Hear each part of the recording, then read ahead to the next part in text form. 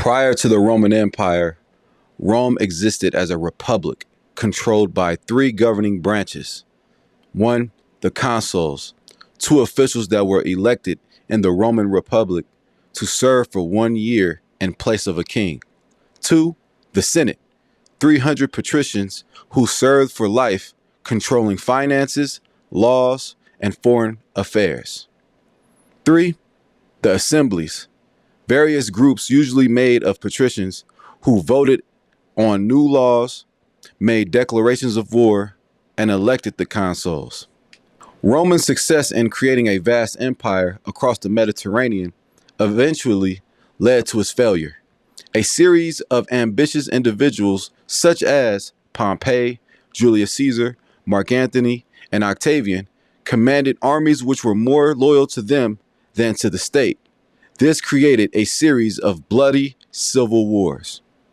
Three ambitious men tried to gain control of the Senate: Crassus, Pompey, and Julius Caesar. They formed an alliance called the Triumvirate.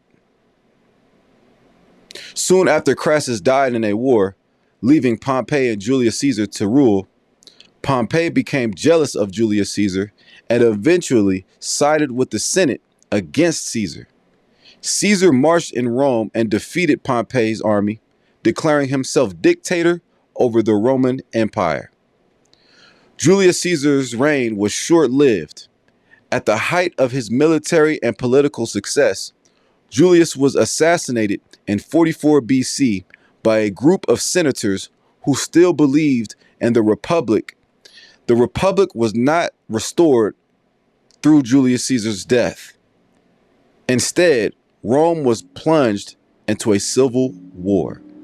Julius's nephew and adopted son, Octavius Caesar, took up his murdered uncle's cause.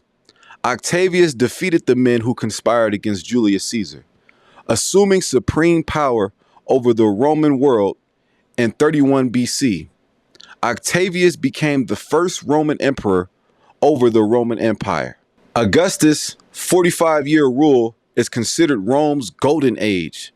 The populace adored Augustus, calling him, quote unquote, father of his country and, quote unquote, second founder of Rome.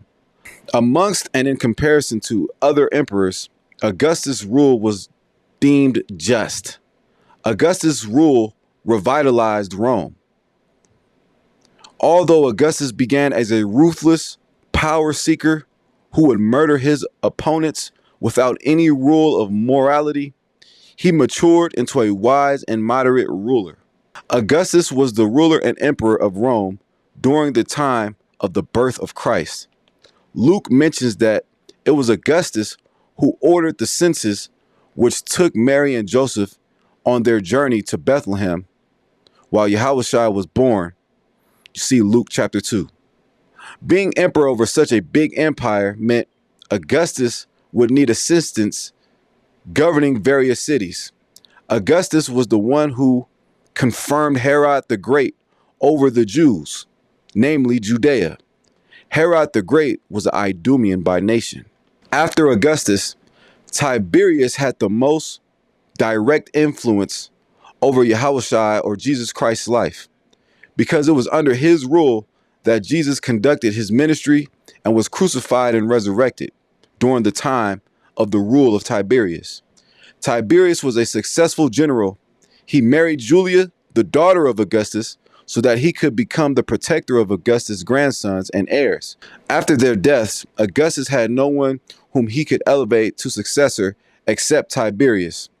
Thus, Tiberius became the next emperor.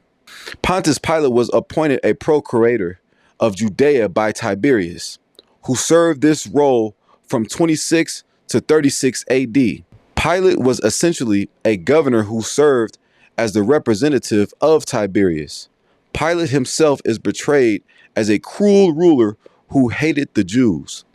Pilate is who sentenced Jesus Christ to death while also declaring him innocent publicly. Only Roman officials could authorize executions.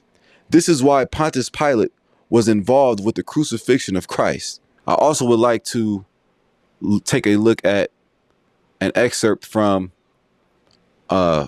The Antiquity of the Jews by Flavius Josephus, which reads, around this time lived Jesus, a wise man, for he was a worker of amazing deeds, and he was a teacher of people who accept the truth with pleasure. He won over both many Jews and many Greeks. Pilate, when he heard him accused by the leading men among us, condemned him to the cross. But those who had first loved him did not cease doing so. To this day, the tribe of Christians named after him has not disappeared. And that was going back during the time of the first century of Rome. This is all evidence in biblical history to show that not only was that Christ was a real man, but that history is important.